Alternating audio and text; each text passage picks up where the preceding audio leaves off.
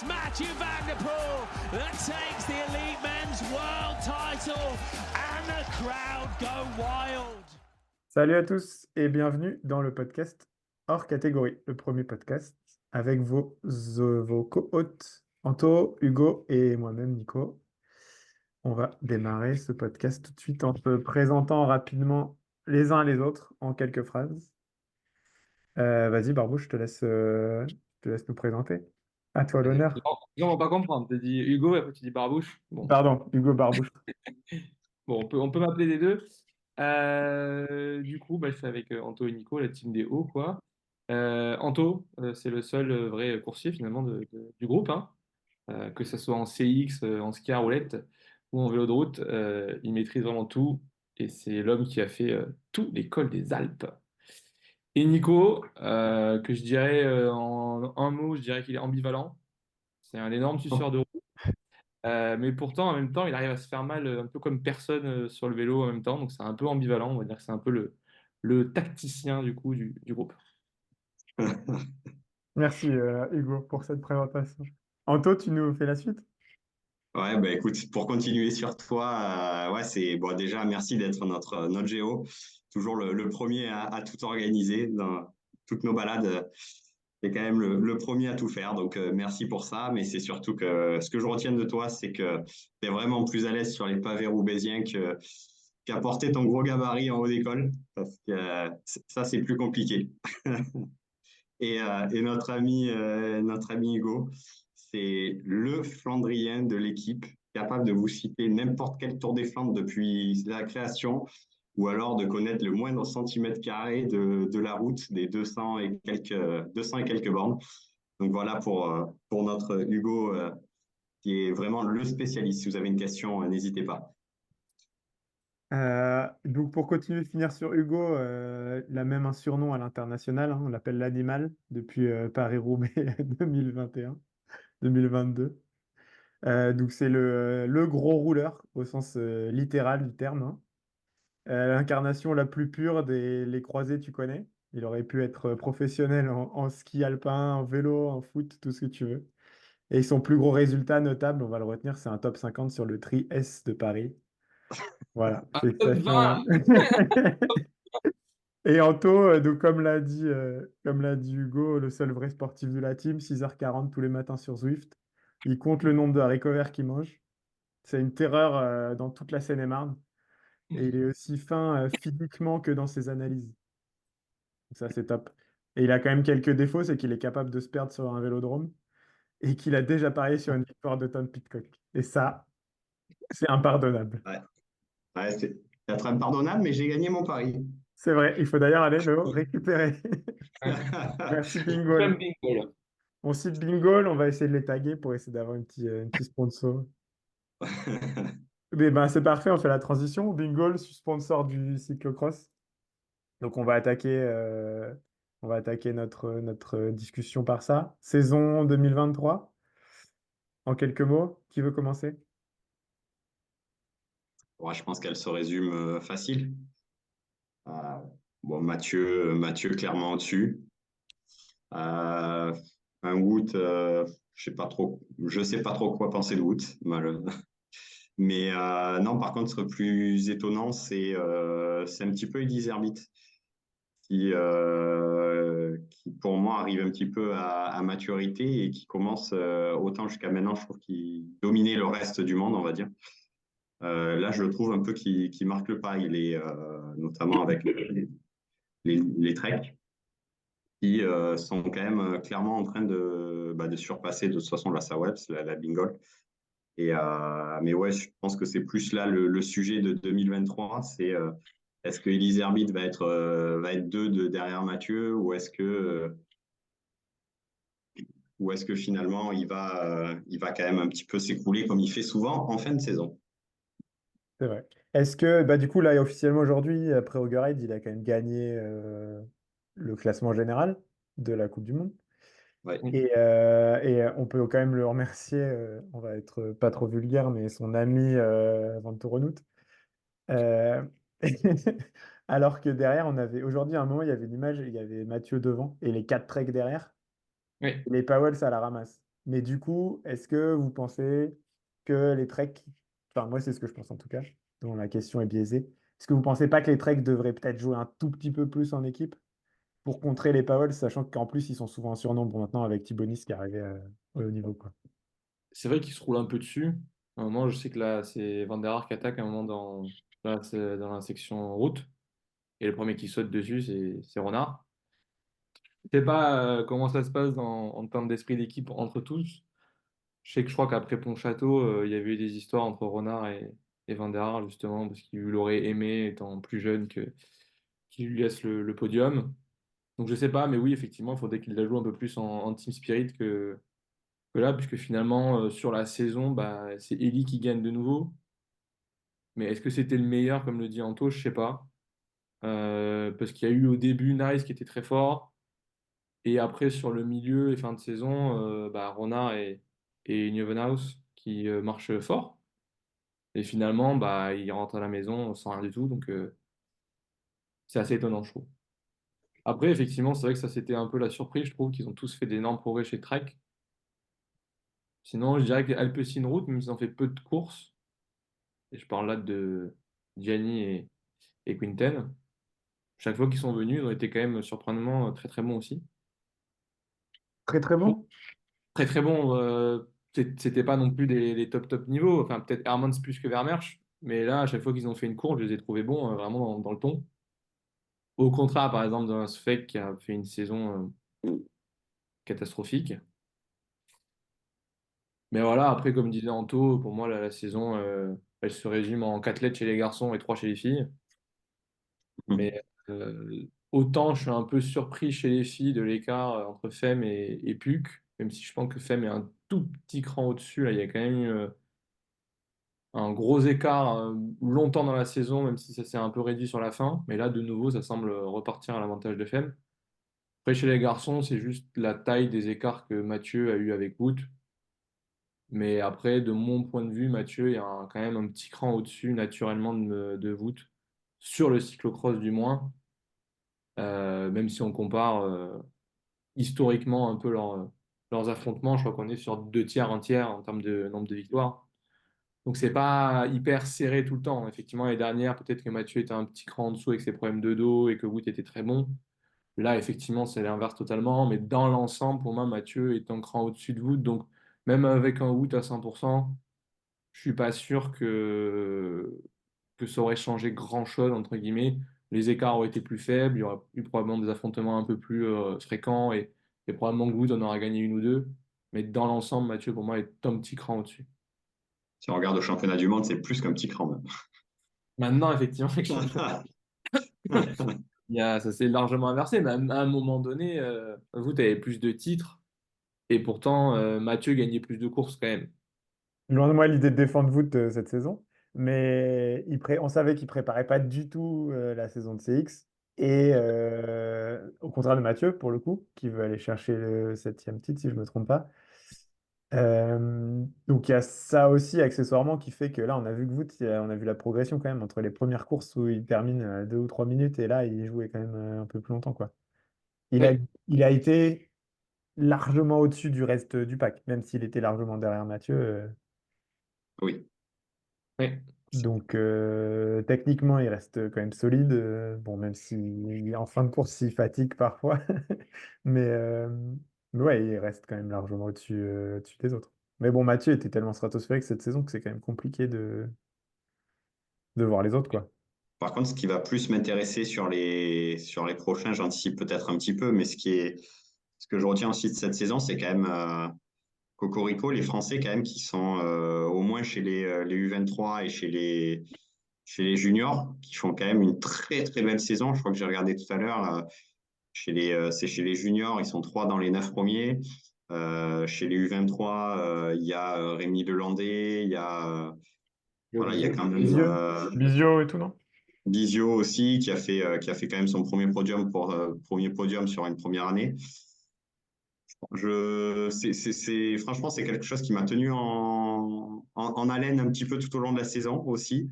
Et de voir, j'espère en tout cas vraiment que cette génération va continuer à faire du cyclocross. et pas de faire les Français, c'est-à-dire on est très bon chez les juniors et puis après on arrête. J'espère vraiment que ça va se concrétiser, mais en tout cas c'était un élément de cette saison qui pour moi était assez intéressant à regarder. Ouais, bah, je crois qu'aux Europes, on a fait quand même pas mal enfin, des beaux résultats. En U19 notamment, chez les mecs et chez les filles. Il y avait Aubin et Algérie, je crois que c'est Célia qui gagne chez les filles. Célia, ouais. Ouais, Championne du monde de route aussi.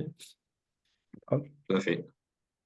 ok. Juste chez les filles, Oui, si on peut parler des filles aussi, et des jeunes. donc effectivement, Femme un petit peu au-dessus. Et comme je disais, elle m'a un peu déçu par Puck au début de saison. Est-ce que l'enchaînement cyclocross, VTT, recyclocross, ça l'a fatigué? En tout cas, c'est vrai qu'au début, elle était un peu en dessous de Céline et Lucinda. Alors pour moi, elle doit être devant. Peut-être pas tout à fait au niveau de Femme en fonction des circuits, mais à peu près dans ces tons-là. Là, il y avait un sacré écart parce qu'elle était même derrière Lucinda et Céline. Bon, l'écart finalement s'était inversé. Bon, là aujourd'hui, malheureusement, elle fait une course assez catastrophique où elle termine loin, loin, loin. Elle avait l'air vraiment d'avoir zéro jambe. Alors, est-ce que c'est comme Mathieu, un peu de post-stage, parce que Céline, pareil, elle était dans les choux, même si Céline en ce moment, c'est pas top top. Donc, à voir la semaine prochaine. Et sinon, je dirais qu'en surprise chez les filles, c'est Verdon Schott. Je sais pas, c'est pas trop cette fille. Et puis, elle a fait quand même des sacrés perfs, notamment quand c'est sablonneux, quoi. Donc, voilà, non surprise par Femme, plus surprise par Puck dans le négatif. Et Céline qui a fait un gros début de saison et qui s'est petit à petit quand même sacrément effondré, quoi. Ouais, j'ai entendu parler de problèmes de dos ou je sais pas quoi, mais voilà. Ok. Chez Alpecin, décidément, le problème de dos, c'est quand même récurrent. C'est un problème de kiné, on sait pas. Et Lucinda Brand dans tout ça? Bah, Lucinda elle m'a surprise aussi en vrai, parce que l'année dernière, elle était quand même en tout en dessous des deux jeunettes. Et là, elle carbure, quoi, et elle est pas si loin de FM. Donc je sais pas. Pour moi, elle est un petit ton en dessous des deux quand même, notamment techniquement. Ça s'est vu Euh, dans les résultats aussi, hein. mais dans l'ensemble, elle fait quand même une saison enfin, super costaud et un peu comme Céline, qui était un peu en retrait les deux dernières années et qui là finalement remarche bien. Mais je fais un peu pareil, Lucinda, qui était derrière les deux Puck et Femme et qui cette année est pas si loin, un peu comme Céline. Sur une journée, je pense que Lucinda peut.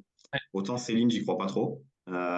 Autant Lucinda Brandt, sur une journée, honnêtement, je pense elle peut vraiment accrocher les deux, donc Femme et Puck là.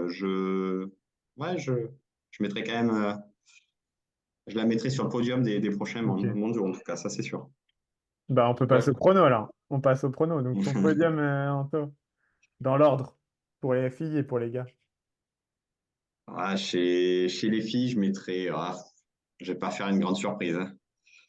Euh, ouais, Femme, parce que je pense que là, elle revient bien. Je pense qu'elle a eu une phase un petit peu moins bien, peut-être un peu plus d'entraînement ou un peu plus de repos, parce qu'elle a fait un gros début de saison.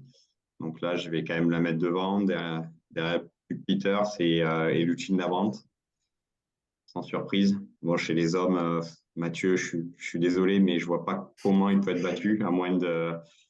Non, mais globalement, enfin, il faut à minima qu'il y ait deux, voire trois pépins dans la course, soit chute, que ce soit problème mécanique, crevaison, quoi que ce soit. Donc bon, pour les autres, je pense que ça va quand même être compliqué si d'ici là il ne se passe rien. Après, je mettrais quand même ouais, en deux, je Ça va, verrais bien Kim Renard ça va qui dépendre un peu du circuit, non? ouais, ça va un peu dépendre du circuit, c'est vrai. Mais bon, je pense que Pim Renard peut être mieux. Il est, il est, il est bien. Je pense que Thibonis, je sais même pas d'ailleurs s'il va pas courir en U23, Thibonis. Il est toujours. Euh, mais, mais je le vois un peu moins bien, plutôt pour l'année prochaine. Je pense que je vais mettre Pim Renard et Joris Nevenant en 3. Deux triplés, quoi. Ouais. Triplé hollandais, très rare, mais Lise Herbst sur les courses d'un jour, c'est compliqué quand même. On voit qu'il ne performe pas. Bon, là, il a été certes champion de Belgique, il a été une fois champion d'Europe, mais quand on regarde les années précédentes, par rapport à ce qu'il dominait, que ce soit en Coupe du Monde, au Super Prestige, au X2O, il dominait de la tête et des épaules. Et chaque fois, le jour J, il n'arrivait pas à accrocher. On le voit même l'année où il y avait les mondiaux, les Fayetteville. mondiaux aux US, c'est que c'est certes Thomas Pitcock qui gagne, mais Elise Herbst, il était très très loin, il a jamais joué pour la gagne. Donc sur une journée, je le vois pas performer. Donc c'est pour ça que je mets triplé néerlandais pour moi. Barbouche.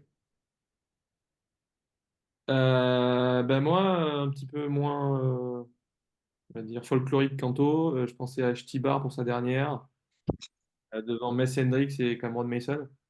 Non, mais bien entendu, c'est un peu comme chez. Je pense que mec comme meuf, malheureusement, il n'y aura pas trop de suspense pour le vainqueur. Un peu plus peut-être chez les filles où Femme archi domine moins qu'au début de saison, mais elle va gagner devant ou Lucinda ou Puck.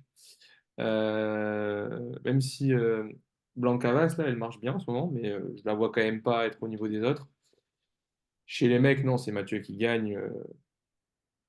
Ce sera l'écart, effectivement, à la fin, sur lequel on a une incertitude. Malgré les deux dernières courses, quand même, il gagne de peu. Enfin, est-ce que c'est parce qu'il était trop Ouais, il gagne de il se peu, frisait mais la moustache ou est-ce que.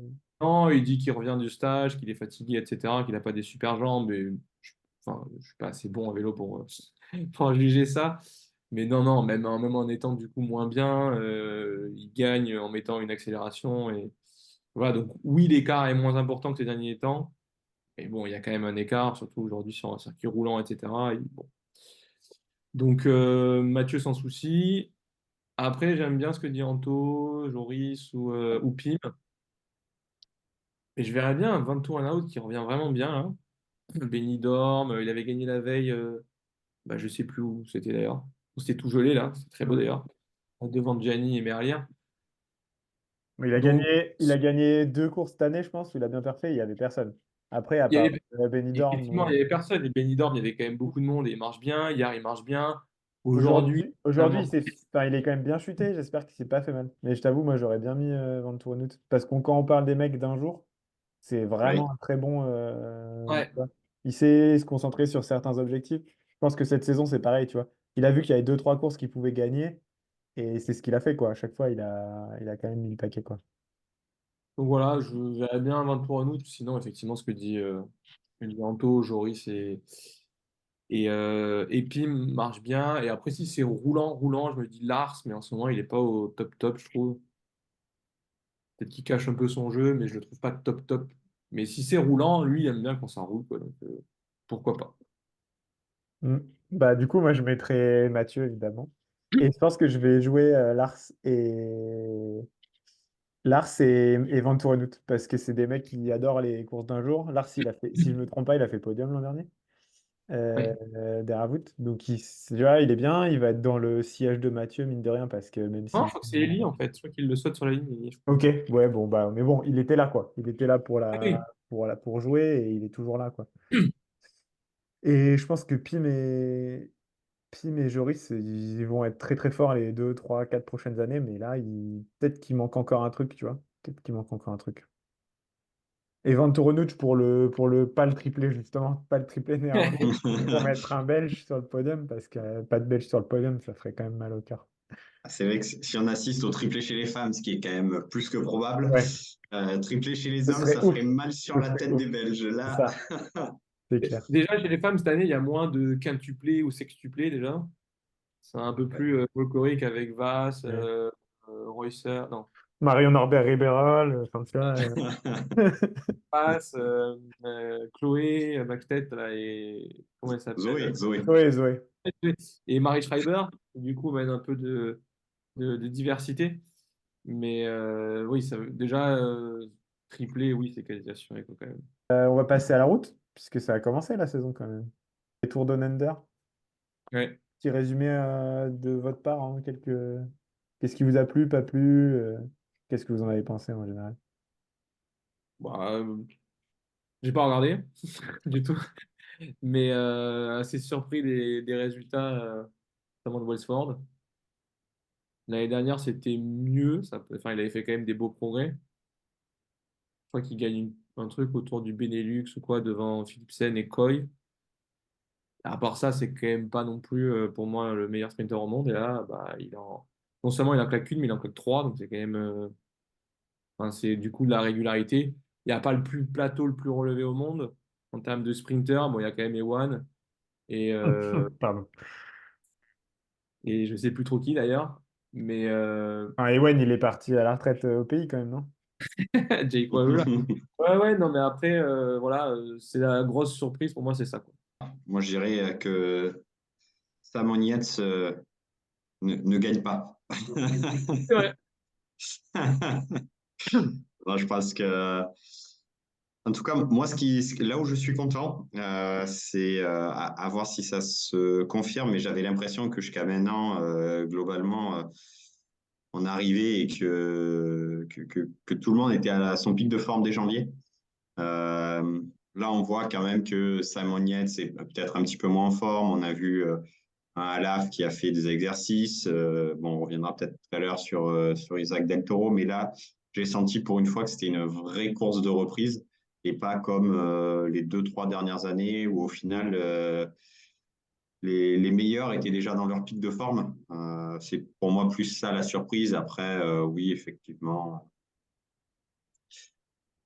les 3 victoires, bon, c'est pas avec un plateau comme ça. On sait que les sprinters, ils ont peut-être moins besoin d'être en pic de forme et qu'ils peuvent être plus sur un plateau. Donc bon, il faut quand même les gagner et 3 fois, c'est quand même c'est une belle perf bon, sur le plateau là. Mais ce qui m'a plutôt surpris, et agréablement surpris, c'est finalement que voilà, c'est une course de rentrée et ça a été pris comme tel par on va dire tous les gros noms du peloton. Et, euh, et c'est plutôt ça que je retiendrai. Attends que Tadej reprenne et attaque à 50 bandes de l'arrivée. Ouais.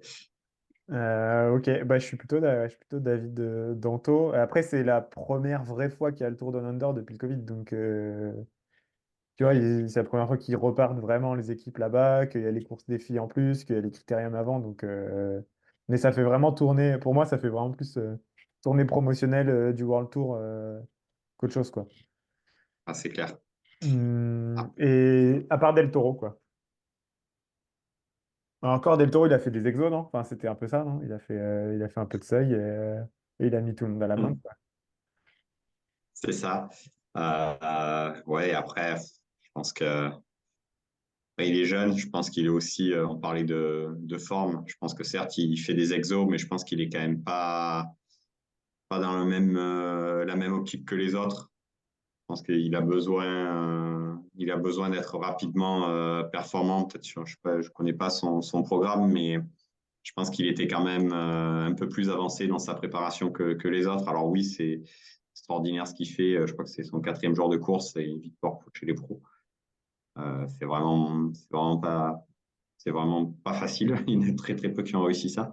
Mais je pense aussi que c'est lié justement au fait que bah, voilà qu'il est dans une forme qui est au-delà de ce qu'ont les autres, qui étaient vraiment en course de reprise. Ouais, il sait qu'il aura peut-être pas non plus un milliard d'opportunités avec UAE et que c'est peut-être le moment aussi. Avant de parler de la Marseillaise, qui a regardé Bah, du plus coup, que, j'ai plus que les regardé. 5 derniers kilomètres. Ah, voilà, j'ai monté le CX, donc pas eu le temps de voir la course. Donc, je pense que je me ferai un replay. J'ai juste vu effectivement les Pourtant, derniers. c'est chez toi. Hein. T'as pas d'excuse là. C'est En plus, clair. il partait de Pestac au début, donc c'est vraiment à côté de chez moi. Donc, bon, c'était le départ fictif, donc c'est pas très intéressant. Mais ouais, du coup, c'était vraiment juste à côté de chez moi pour le départ. Euh, ouais, mais du coup, j'ai juste vu, on va dire, je sais pas, les 5 derniers bornes, un truc comme ça, où ils sont à deux et il y a Vauquelin qui est derrière. Bon, bah, ils passent des relais jusqu'à 1 kilomètre de la ligne, où, bon, comme d'habitude, ça fait le petit jeu. Et ensuite, bah, Genietz, il fait un sprint long et il gagne. Donc, je sais pas le déroulé de la course. Non, J'avais envie de voir Axel Laurence, voir ce qu'il allait faire un peu. Et je crois que je le vois passer dans un troisième groupe ou un truc comme ça, en gagnant, en étant deux du sprint. Donc pas si mal, mais je m'attendais, enfin je voulais voir ce qu'il allait faire. Je suis un peu déçu, donc je regarderai la course un peu, voir notamment ce qui s'est passé dans la Gineste. Mais en tout C'était... Ouais, ça s'est joué juste avant la Gineste, en fait. Ça s'est joué dans les crêtes. Où cas, finalement, est-ce que Decathlon peut pas s'en vouloir? C'est vrai qu'Alex Baudin a été le plus fort, on va dire, et il a reçu l'ordre d'attendre Kevin Geniet. Que derrière, il y avait quand même encore quatre Groupama. Donc après, Kevin Geniet est sorti, il a attendu. Finalement, étant donné qu'ils étaient encore également deux ou trois aussi dans ce groupe-là, est-ce qu'il n'aurait pas fallu tenter un petit peu avant? Après, bon, ça s'est fait à ce moment-là. Derrière, bon, ils ont laissé peut-être une erreur d'inattention avec Groupama, laisser partir Kevin Vauclin. Bon, il y avait 50 secondes d'avance, donc bon, c'était pas non plus une erreur, mais sans conséquence finalement, parce que l'écart avait été déjà fait. Mais est-ce que finalement Decathlon a bien fait d'attendre, de faire attendre en tout cas Alex Baudin, qui était quand même le plus fort dans la montée. Mais Est-ce qu'il aurait tenu tout seul le retour si aussi avec 4 Groupama? Est-ce qu'il retenait, enfin, tu vois, est-ce qu'il était capable de rouler tout seul et de maintenir le peloton à distance surtout quand tu vois que Vauclin, il était quand même plutôt en canne et que son vrai objectif de la saison, c'est l'étoile de Bessèges, on le sait, la semaine prochaine, qu'il a déjà gagné, ou presque. Non, mais tu vois, il était quand même monstrueux, Vauclin. t'as la Il a fait. startlist dans l'étoile? Ouais, je l'ai regardé aujourd'hui. Il y a Vauclin, Ghana, superstar. non, il n'y a pas Ghana du coup? Ah, j'ai pas vu Ineos, hein, je crois qu'il n'y a pas Ineos. Ah, ok. Je ouais, pense avoir vu Axel Laurence par contre. Cool. moi, j'aurais plus joué pour Aurélien Paré-Prent qui avait déjà gagné. Et je pense que, bon, au pire, Si Groupama je me souviens bien, aurait. il avait gagné dans les mêmes circonstances. C'était un petit groupe, ils étaient deux trois et Ouais. il avait réglé quoi. C'est Ah, moi, ça. je l'avais noté en favori avec Burgodo, mais bon, je me suis un peu apparemment raté, quoi. Ouais, les Total Energy qui ont quand même été, enfin, qui ont jamais pesé en réalité, ils sont quand même très très loin. Voilà, je comprends pas trop la stratégie de cette équipe. Moi, je sais pas trop. J'espère que cette année ils vont un peu performer parce qu'il y a quand même bon, un gros sponsor derrière. Ce serait bien qu'ils performent, mais c'est vrai que là sur cette course-là, en tout cas, c'est vraiment une course ratée de leur part. Parce qu'il y a, bon, il y a des équipes beaucoup moins huppées qui ont quand même réussi à placer des coureurs à l'avant, Nice Métropole, Coratec, voilà, Roubaix, ouais. Tudor, Caravoine, et alors que voilà, ils avaient quand même une start list qui était intéressante. Ah, tu dors, c'était avec Trentin, non? Ouais, Ouais. Donc, tu mais dors, bon, ils ont un gros but cette année, hein. Ouais, ils ont. On va, Maintenant, on va parler des transferts juste après. Je pense que ça a été ils quasiment ont les quand plus même actifs, recruté une hein. belle équipe, quand même, là. Mais effectivement, c'est toi qui l'as appelé Baby Alaf ou c'était Nico? C'est Nico qui l'a appelé. Enfin, c'est pas moi, hein, c'est pas moi. C'est le book hein, qui c'est ça. transfère. Ok, vas-y, on part en freestyle. Il y en a qui vous ont marqué, vous avez en tête directement. Bah, enfin, je sais pas, mais j'ai l'impression que cette année, il y a eu. Roglic? Bah, Roglic, Bora, évidemment, ouais. J'ai l'impression que cette année, il y a eu quand même vraiment pas mal de transferts et assez marquants. Peut-être que je rêve, mais j'ai l'impression que il y a eu quand même pas mal de mouvements. Ouais, Roglic, Bora, Martinez, Bora.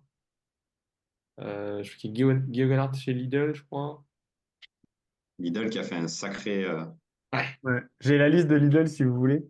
Oh, ils prennent Milan Euh, aussi, je crois. Ils prennent Jonathan Milan, Tao Gegenhardt, Tim de Klerk, Sam Omen, Andrea Bajoli, Consoni, Patrick Conrad, Fabio Felline, Carlos Verona et Ryan Gibbons. Ouais, solide. Et ils ont perdu pas grand monde quoi. Ils ont perdu Baroncini, Emily Pence, Kenny Elissonde quoi. Et Tony Galopin. Ouais. Donc Qui est passé dans la voiture. qui est passé dans la voiture. Donc, Ouais, donc voilà, je pense que ouais, Lidl, le gros recrutement, Bora, gros recrutement. Après, UAE et Jumbo, bah, comme d'hab, ils récupèrent des stars. Hein. Jorgensen qui va chez Jumbo et Sivakov chez UAE. Et il y a Hugo Brooks, hein. Oui, Ouais. je l'ai oublié. Donc, ouais, j'ai l'impression que cette année, il y a eu quand même des sacrés transferts. Bah oui, parce qu'il y a Comsen aussi, c'est barré de. Ouais. Mhm. Ouais, je sais pas, peut-être que j'hallucine, mais j'ai l'impression que cette année, il y a eu beaucoup, beaucoup de transferts assez marquants comparé aux dernières années. Mais voilà, après, à voir ce que ça va donner chez Bora, avec quand même pas mal du coup, de leaders. Inlay, Roglic, euh, Brooks, et zut, le russe, là, je me rappelle plus son nom. Vlasov. Vlasov. Voilà. Il y a quand même pas mal de leaders à gérer. Bon, Roglic sur le tour, ça sera le seul et unique leader, mais sur les autres tours de moindre envergure, on va dire, sans faire offense au Giro et Volta, qui va être leader et comment on va gérer les personnes, ça va être un peu plus compliqué à gérer, quoi. En réalité, en plus, ils ont déjà annoncé l'équipe.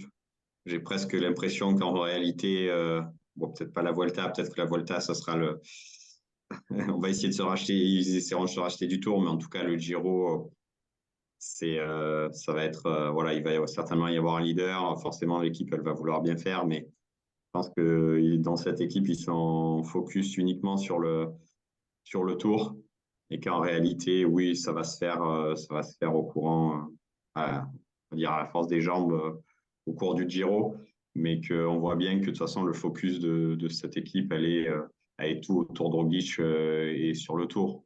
Ça se voit bien. Bon, il y en a d'autres qui l'ont fait, mais en tout cas, ils ont déjà annoncé l'équipe, donc ça veut quand même clairement dire où est leur focus, parce que bon, en janvier, c'est quand même à faire. Il n'y a pas que qui ont annoncé leur compo, du coup, Jumbo en partie, UAE surtout. Et ils y vont avec tout le monde, quoi. Je pense que c'est presque plus UAE qui va avoir des problèmes que Labora. UAE, bon, on l'a vu. Enfin, ils ont beaucoup de jeunes talentueux. Pogacar, avec le Giro, je suis pas persuadé qu'il. On voit que ces 2 dernières années, il a quand même stagné. Alors certes, il est tombé sur un Vingegaard stratosphérique, mais j'ai l'impression qu'il stagne un peu sur les grands tours. Je pense que je me fais plus de soucis cette année à gérer le leadership chez UAE. Bon, sur les classiques, ça va être simple, hein. Sur le Giro, ça va être simple. Euh, Quoique, est-ce que Pogacar est vraiment fait pour le Giro? Je suis pas persuadé. Pourquoi pour ça? Les longs cols raides, enfin, c'est pas là où il est le meilleur. Concrètement, enfin, on le voit l'année dernière, la Loze, il a explosé. On le voit, bon, l'étape du Granon, certes, il y a l'étape avant, mais on voit l'année d'avant, il avait encore explosé sur le Granon. Les cols difficiles comme il y a au Giro et comme il y en a un peu moins en France, enfin, comme en tout cas le Tour de France en emprunte un peu moins. On voit que dès que ça devient très difficile, très pentu et long, il est un petit peu moins là. Donc je pense que ça va presque être plus difficile pour la UAE à gérer, que ce soit au Giro et au Tour, plutôt que pour la Bora. Après, tu penses pas qu'il va gagner le Giro quand même? Enfin, Je pense pas. Honnêtement, je pense pas. Tu penses que qui peut l'embêter? j'ai pas vu la start list Gareth exacte, mais Thomas? Gareth Thomas? Thomas, ouais. Non, je pense que Romain, peut-être Romain justement. Bardet? Enfin, enfin. Non, mais je pense justement un Bora. Alors, je sais pas à la Bora qui est-ce qui va y aller. J'ai pas vu la compo, mais justement, je pense que la Bora, je crois qu'ils y vont avec 2 leaders. Je pense ils ils auront de quoi faire pour déstabiliser Poggi. Ok. Bon, bah, tu laisses du suspense. Pour moi, le Giro a été plié. Je suis sur Pro Cycling pour regarder ce qui a été annoncé pour le Giro 2024. La Alors, Bora, ils font pas rêver, hein, pour l'instant. À Dani Martinez, quoi. Et Emmanuel Bourgman. Et Kamna, je pense que tu es d'accord avec moi que c'est pas un leader. Enfin, pas chez Labor Ouais, en tout cas. Ouais, c'est ouais, mais un c'est conquérant, le quoi. Giro. C'est le Giro. Ah, mais tu as vu le Enfin, parcours cette année, il y a quand même beaucoup plus de contre-la-montre. On est sur un Giro à l'ancienne, quoi. Il y a des énormes cols, hardcore, et il y a des gros chronos, quoi. ouais, mais ouais, je le sens pas. Enfin, voilà, pour moi, je le vois pas. À moins qu'il fasse, voilà, à moins que vraiment il fasse une campagne de classique en préparation du Tour d'Italie, qu'il ait vraiment travaillé ça. Et il en fait, Euh, hein. C'est ce C'est qu'il a pas des annoncé, flancs, hein. quoi. C'est ce qu'il a annoncé, hein, qu'il faisait les classiques pour préparer le Giro, quand même. Il fait Milan-San Remo, après il fait pas les Flandres, et après je crois qu'il fait Liège. Mais Au Liège, c'est peanuts. Petite course. Une sortie du dimanche, quoi. ah ouais, la start list à Liège, elle fait un peu moins flipper, je trouve, que la start list des Flandres ou Roubaix. Bon, il y a Evenepoel, monstrueux, mais à part ça, il y a quand même. Enfin, peut-être que je me trompe, hein, mais il y aura peut-être Ciel Moseux ou des trucs comme ça, mais je suis pas très inquiet pour Poggi sur une course. ouais. Je vois moins avoir du mal à gagner Liège que San Remo, pas. San Remo, ça fait quand même 2 ans maintenant qu'il essaie et qu'il n'arrive pas à faire péter. Ok, bon, Anto, tu ne vois pas Pogacar gagner le Giro. Bon, bah, c'est Non, Et on note, hein. On note. que tu lâches. non, je pense que là, je suis en train de regarder ce qui pour l'instant est annoncé. Il a quand même Jevine en coéquipier. Avec ça, si tu gagnes pas le Giro, je pense qu'un hélico Ah, qui il faut dire s'approche, pareil. un hélico qui s'approche un petit peu trop, hop, Jevine, il s'envole. Ah, voilà, il s'envole dans sa voiture. Non, il y a un O'Connor qui peut bien marcher. Il y a, je suis quand même curieux de voir. Alors, Bardet. Bardet, bordel. Il y a trop de contre-la-montre, tu regardez, il y a trop de contre-la-montre. Par contre, J'avoue. moi, enfin, je suis quand même curieux de voir Van Aert. Alors, certes, les cols seront peut-être un petit peu trop difficiles pour lui, mais vu le temps qu'il peut prendre en contre-la-montre, s'il prend pas tant que ça sur un quatre- Poggi. Surtout sur un tour de 3 semaines, oui, sur un contre-la-montre sec, oui, mais sur un tour de 3 semaines, j'ai pas l'impression qu'il ait pris du temps à Pogacar ces dernières années, hein. Surtout quand ça joue devant, quoi. Ouais. Ah, je suis étonné quand même je- de mettre des Ben O'Connor ou même des Romain Bardet, même si j'adore ces coureurs, hein, sur le même niveau de performance en montagne, même ne serait-ce qu'en montagne sans parler du CLM, parce que bon, là, il n'y a pas photo, que Pogacar. Pour moi, c'est le meilleur coureur au monde. Certes, il gagne plus le tour parce que peut-être qu'il s'éparpille trop ou peut-être qu'il est moins fait pour le tour, je sais pas que Vingegaard d'ailleurs, mais il est quand même ouais, monstrueux. ouais, mais c'est le Giro, c'est le Giro. Il y a Quintana qui est capable de prendre une échappée, de prendre 10 minutes d'avance et après, enfin, ouais, je pense que. Guillaume Martin aussi, il peut faire ça, hein. Ah, écoute, on verra, Il n'est pas mais annoncé encore, il n'est pas annoncé. Il n'est pas annoncé. Euh, je, ouais, j'attends de voir en tout cas Poggi sur le Giro. Et Kian, il peut pas faire un truc?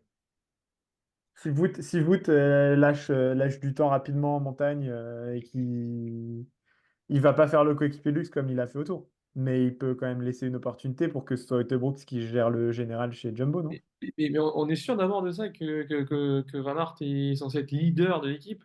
C'est ce qui a Pour été moi, annoncé par l'équipe C'est ce qui qui a été visait le dit. top 5. Qui visait le top 5. Après, d'accord. lui, il a annoncé qu'il visait pas le général et qu'il allait faire les étapes. Donc, Voilà, moi j'avais compris que lui, il voulait faire des étapes. Donc bon, après, du coup, il y a deux poids, enfin, il y a deux discours différents, parce que mais tu penses que chez Visma Leasebike, ouais. c'est les coureurs qui décident. Non, je pense pas, Ouais. effectivement. Mais effectivement, je parlerai plus sur en général sur Kian et envoyez-vous de gagner. Je pense qu'il peut gagner 3 étapes faciles sur le Giro. Facile, non, mais il peut gagner 3 étapes s'il arrive à prendre l'échappée ou quoi que ce soit.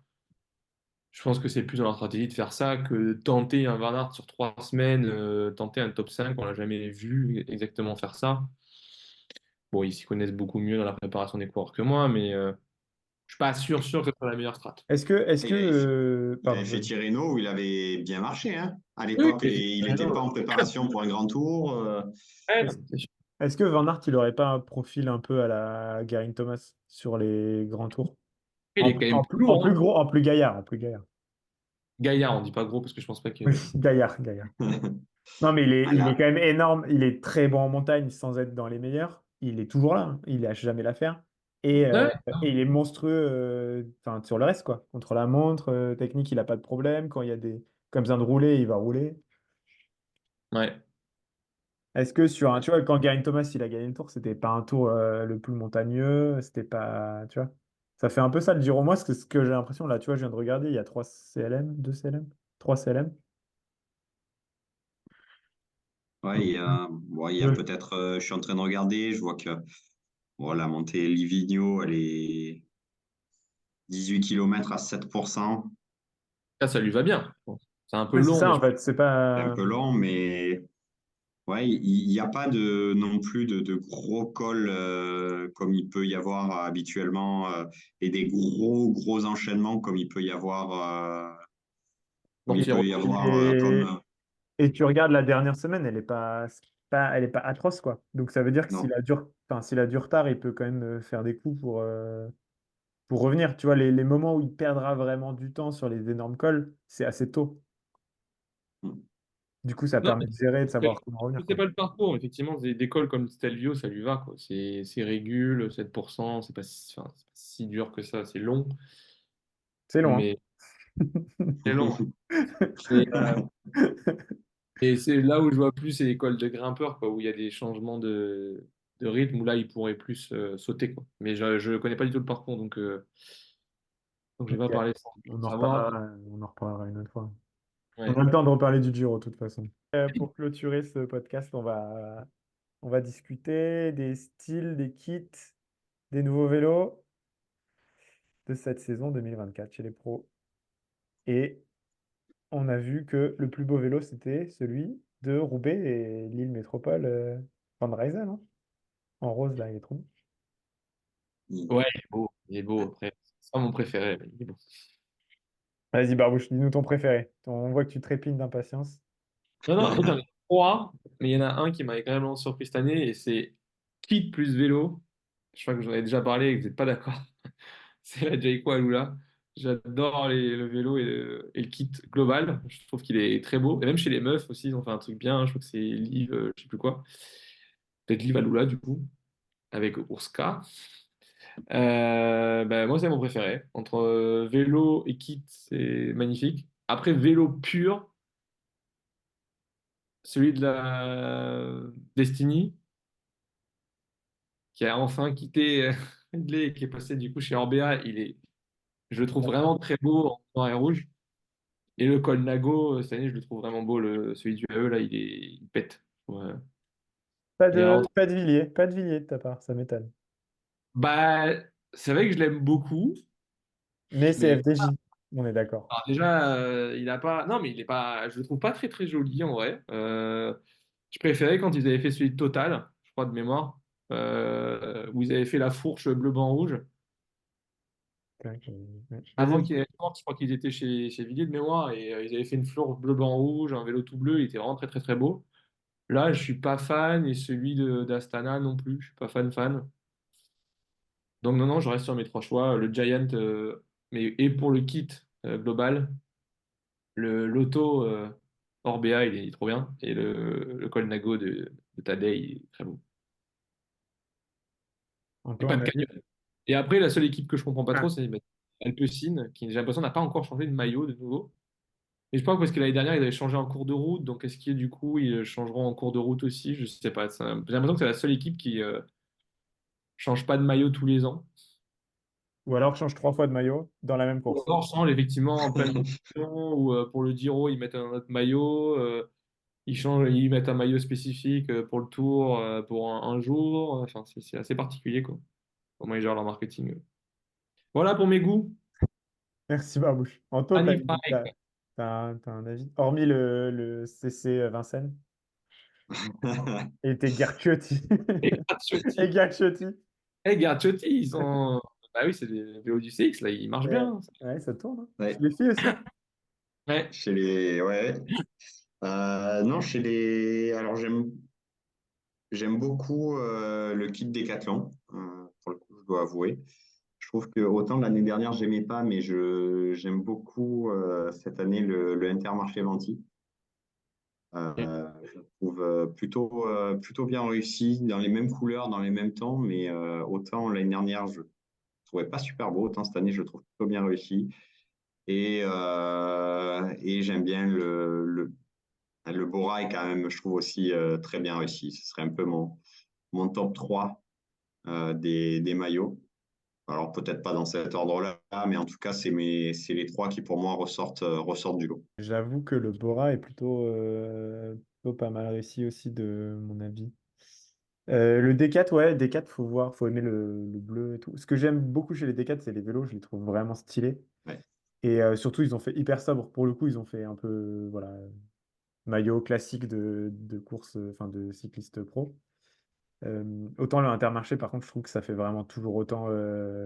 Enfin, ça fait maillot de Nogent-sur-Marne, quoi. C'est pas possible avec autant de sponsors de partout. Moi, Ah, je là, trouve que ça fait vraiment à l'ancienne, en fait. Ça fait vraiment dégueu. moi, je suis d'accord avec toi, mais effectivement, comme le dit Anto, je trouve qu'il est quand même bien plus beau que l'année dernière.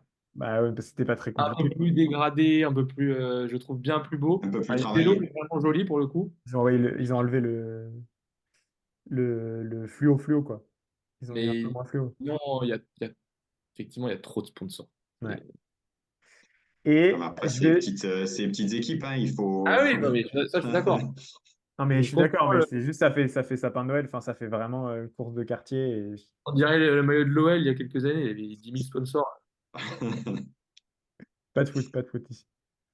Et je vais vous surprendre, mais j'aime vraiment bien le mode Lidl Trek pour le coup. Même si, évidemment, les sponsors, c'est pas, Toi, Nico. c'est pas possible. Trek, Non, c'est t'as pas le Trek, droit, c'est t'as pas pas le droit, possible. Nico. Mais vraiment, le maillot, je le trouve assez rigolo. C'est pas incroyable, hein, mais je le trouve assez rigolo. Et par contre, les vélos, après, c'est pas tant la couleur, mais le modèle, le Scott Foil, il me fait vraiment de l'œil. Il me rend Et vraiment. de DSM là? Ouais, je le trouve vraiment ouf comme vélo. Pas en couleur DSM. Ah, pas au couleur DSM, Et, mais toi. le Colnago, il est vraiment très très beau aussi. Bah les gars, merci beaucoup. On verra ce que ça donne après le montage. Et du coup, bah, à tout le monde qui nous écoute, ou pas, on sait pas. À bientôt.